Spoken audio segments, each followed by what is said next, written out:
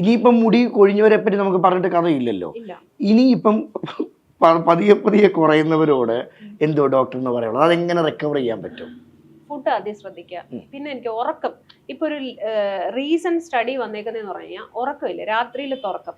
എല്ലാവരും ഇപ്പൊ ചെയ്യുന്ന പറയാം രാത്രി 2 മണി 3 മണി വരെ ഇരിക്കും, എന്നിട്ട് 8 മണി 10 മണി വരെ ഉറങ്ങി അങ്ങ് കോമ്പൻസേറ്റ് ചെയ്യും രാവിലെ. ഞാൻ എന്തായാലും ഇതിൽ നിന്ന് 8 മണിക്കൂർ എന്നല്ലേ പറഞ്ഞിട്ടുള്ളൂ, 8 വരെ ഞാൻ 10 മണിക്കൂർ അങ്ങ് ഉറങ്ങാം, പകലുറക്കം എന്നുള്ള രീതിയിൽ പോകും. അതല്ല ശരിക്കും വേണ്ടത്. ഇപ്പൊ നമുക്ക് രാത്രിയിൽ കൃത്യമായ ഒരു 11 മണിക്ക് മുമ്പ് ഉറങ്ങാനാ പറയുന്നത്. ഒന്ന് കിടക്കെങ്കിലും വേണം. ഫോൺ അതിന് 1/2 മണിക്കൂർ 1 മണിക്കൂർ മുന്നേ മാറ്റി വെക്കാൻ പറയും. ഈ കൃത്യമായ ഉറക്കമില്ലാത്തവർക്ക് നന്നായി മുടി പൊഴിയുന്നു. ടെൻഷൻ മറ്റൊരു ഫാക്ടറാണ്, ന്യൂട്രീഷൻ ഡെഫിഷ്യൻസി വേറൊരു ഫാക്ടറാണ്, വെള്ളം കുടിക്കാത്ത വേറൊരു ഫാക്ടർ. പിന്നെ നല്ല വെള്ളം തലയിൽ ഒഴിക്കാൻ നമുക്കിപ്പോൾ പറ്റുന്നില്ല, ഹാർഡ് വാട്ടറും ക്ലോറിനേറ്റഡും ഒക്കെ. അങ്ങനെ വരുമ്പോഴും കുറെ പേർക്ക് മുടി പൊഴിയുന്നുണ്ട്. സ്ട്രെസ് ഒരു വലിയ ഫാക്ടറായി. ഇപ്പം ഇത്രയാണ് സാധാരണ കാണുന്നത്. അപ്പൊ ഇതിനെയൊക്കെ മാനേജ് ചെയ്ത് കൊണ്ടുപോയാൽ മാത്രമേ നമുക്ക് കൊഴിച്ചിൽ ഇനി ഉള്ളതിനെ കുറയ്ക്കാനും കൊഴിയാതിരിക്കാനും, അതല്ലാന്നുണ്ടെങ്കിൽ പുതിയത് വരുത്താനും ഒക്കെ പറ്റും. അതിനൊക്കെ ട്രീറ്റ്മെന്റ്സ് ഉണ്ട്. ഞാൻ നേരത്തെ പറഞ്ഞല്ലോ, അത് ക്ലിനിക്കൽ പ്രൊസീജിയർ ആണ്. അങ്ങനത്തെ ട്രീറ്റ്മെന്റ് ചെയ്താൽ ഉറപ്പായിട്ടും തിരിച്ചു. ഈ ട്രീറ്റ്മെന്റ് ചെയ്യുന്നതോടെല്ലാം സക്സസ് ആവണമെന്നുണ്ടോ? അതാ ഞാൻ പറഞ്ഞത്, നമ്മൾ പറഞ്ഞു കൊടുക്കുന്ന കാര്യം എല്ലാം ശരിയാവണം. ചിലർക്ക് ഹോർമോൺ ഇംബാലൻസ്, ഇപ്പം തൈറോയിഡ്, PCOD, അങ്ങനത്തെ ടെസ്റ്റോസ്റ്ററോണിന്റെ ഇതൊക്കെ വരും, വേരിയേഷൻ ഒക്കെ വരും. അപ്പൊ അങ്ങനെയൊക്കെ ഉള്ളപ്പം അതിനെ നമ്മൾ എല്ലാം അതാണ് ചോദിക്കുന്നത്. മുടിയിൽ കറ്റാർവാഴ തേച്ചാൽ മുടി വളരുമെന്ന് എല്ലാവരും ചോദിക്കും. ഇത് തേച്ച് കഴിഞ്ഞാൽ ഇന്ന എണ്ണ തേച്ചാൽ മുടി, എല്ലാവർക്കും വരില്ല മുടി. അതൊരു സത്യമാണ്, എല്ലാവർക്കും അങ്ങനെ വരത്തില്ല മുടി. അത് നമ്മൾ ചെയ്യേണ്ടതെന്ന് പറഞ്ഞു കഴിഞ്ഞാൽ എന്താണോ കാരണം അതിനനുസരിച്ച് ചെയ്താലല്ലേ മുടി വരുള്ളൂ. അപ്പോൾ ട്രീറ്റ്മെന്റ് സക്സസ്ഫുൾ ആണോ തിരിച്ചു വരുമോ എന്ന് ചോദിച്ചാൽ, നമ്മൾ ട്രീറ്റ് ചെയ്ത് വിടുമ്പോൾ തന്നെ നമ്മൾ പറയാറുണ്ട്, ഇന്ന കാര്യങ്ങൾ ചെയ്യണം, ഇന്ന കാര്യങ്ങൾ ചെയ്യരുത്, ഇത് ചെയ്താലേ മുടി നിൽക്കുകയുള്ളൂ. അത് വ്യക്തമായിട്ട് പറഞ്ഞു കൊടുക്കും. ഉറപ്പല്ലേ? പറഞ്ഞു കൊടുത്തില്ലേ പിന്നെ നമുക്ക് സക്സസ്ഫുൾ ആയിട്ട് ഇരിക്കാൻ പറ്റത്തില്ല. ഈ മദ്യപാനം ആരോഗ്യത്തിന് ഹാനികരം നമുക്കറിയാം. എന്നാലും ഞാൻ ഓപ്പൺ ആയിട്ട് അങ്ങ് പറയാം, അടിക്കാത്ത മനുഷ്യർ കുറവാണല്ലേ? ആണ് അല്ല, അടിക്കുന്നവരാണ് കൂടുതലുള്ളത്. അപ്പൊ ഈ മദ്യപാനം ശരിക്കും അടിക്കുന്നതുകൊണ്ട് തെറ്റുണ്ടോ, അത് അടിക്കുന്നതിൽ കുഴപ്പമുണ്ടോ? അയ്യോ, അതൊന്നും നമുക്ക് പറയാൻ പറ്റത്തില്ല. അതൊന്നും ഒരിക്കലും നമ്മുടെ ഒരു ബേസിക് നീഡ് അല്ല. എന്ന് വെച്ചാൽ ഇപ്പൊ മദ്യപിച്ചില്ലെങ്കിൽ ജീവിക്കാൻ പറ്റത്തില്ല എന്നൊരവസ്ഥ നമുക്കില്ലല്ലോ. ഇല്ല, അതെ, അതൊക്കെ ആപേക്ഷികമാണ്. ഒരാൾക്ക് മദ്യപിക്കണമെങ്കിൽ അയാൾ മദ്യപിക്കാം.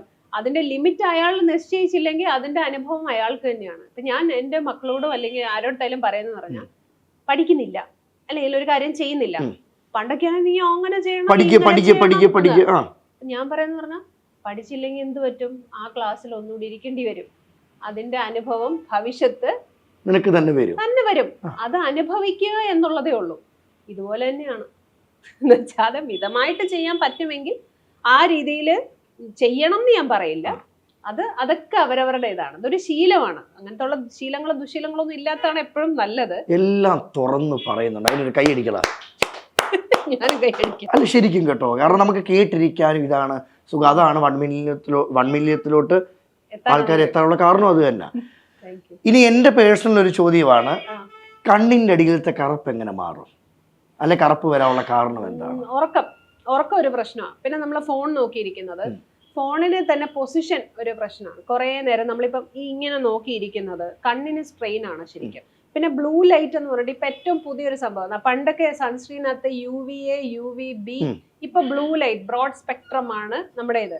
എന്ന് വെച്ചാൽ സിസ്റ്റം യൂസ് ചെയ്യുന്നവരാണ് കൂടുതൽ ആൾക്കാർ. പ്ലസ് സ്ക്രീൻ ടൈം ഒരുപാടുണ്ട്. അപ്പൊ ഇതിൽ നിന്നും നമുക്ക് ലൈറ്റ് ഉണ്ട്, ഉറപ്പായിട്ടും ഉണ്ട്.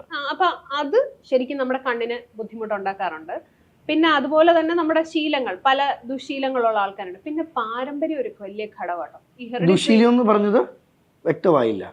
മദ്യപാനം കണ്ണിനടി കറുപ്പ് വരും. പിന്നെ നമുക്ക് അറിയാൻ പറ്റും. ചോദ്യം മാത്രമേ ഉള്ളൂ കേട്ടോ എന്റെ. അല്ല, അതുകൂടൊന്ന് വ്യക്തമാക്കണമല്ലോ. ഞാൻ ചോദിച്ച ചോദ്യം എന്ന് പറഞ്ഞിട്ട് എന്റെ അതാ ഞാൻ ചോദിച്ചത് മൊത്തത്തിൽ ഇപ്പൊ വെട്ടിലായി. അപ്പൊ അങ്ങനെ എല്ലാവർക്കും കൂടെ അറിയാൻ വേണ്ടിയാണ്. അപ്പൊ അത് ഇങ്ങനത്തെ ഉള്ള ശീലങ്ങൾ വരുമ്പോ അത് പുകവലിയിൽ വരാം, മദ്യപാനത്തിലല്ല. പുകവലിയിലൊക്കെ വരുന്ന എങ്ങനെയാന്ന് വെച്ച് കഴിഞ്ഞാൽ, നമുക്ക് ഈ പുക വലിക്കും തോറും ഇതിന്റെ അകത്തേക്ക് ബ്ലഡ് ക്ലോട്ട്സ് വരാനുള്ള സാധ്യതയുണ്ട്. അതറിയാമല്ലോ. ഹൃദ്രോഗം വരും എന്ന് പറഞ്ഞിട്ടുണ്ടോ? കേട്ടിട്ടുണ്ടല്ലോ. പുക വലിക്കും തോറും. കേട്ടിട്ടില്ല. അന്ന് അങ്ങനെ ഒരു സംഭവം ഉണ്ട്. അതെങ്ങനെയാ വരുന്നതെന്ന് ചോദിച്ചു കഴിഞ്ഞാൽ, ഈ പുക പോയി ഹൃദയത്തിൽ പോകും അങ്ങനെയൊന്നും അല്ല. ശരിക്കും നമ്മുടെ ബ്ലഡ് സർക്കുലേഷനിൽ ചെറിയ പ്ലാക്സ് ഉണ്ടാവും. എന്ന് വെച്ചാൽ പ്ലാക്ക് എന്ന് പറയുമ്പോൾ ഈ കട്ടി പോലത്തുള്ള സാധനം എന്ന് പറയും. ഇത് പ്ലേറ്റ്ലെറ്റിനെ ഇത് ചെയ്തിട്ട് അവിടെ ഒരു ലംബ് പോലെ ഫോം ചെയ്യും. എന്ന് വെച്ചാൽ രക്തക്കുഴലുകളിൽ അടവ് വരാൻ സാധ്യത വരും ഇങ്ങനെ വരുമ്പോൾ. അത് തന്നെയാണ് ഇങ്ങോട്ടുള്ള സർക്കുലേഷൻ ഒക്കെ കുറച്ച് കുറയും. അപ്പൊ ഈ ബ്ലഡ് സർക്കുലേഷൻ ഒബ്വിയസ്ലി കുറയുമ്പോൾ നമുക്ക് കുറച്ചും കൂടെ കറുപ്പായിട്ടും ക്ഷീണിതനായിട്ടും അങ്ങനെയൊക്കെയുള്ള ബുദ്ധിമുട്ട് വരാം. അത് എല്ലാത്തിനെയും അഫക്റ്റ് ചെയ്യാം. പിന്നെ എന്തുകൊണ്ട് വിശേഷമൊക്കെ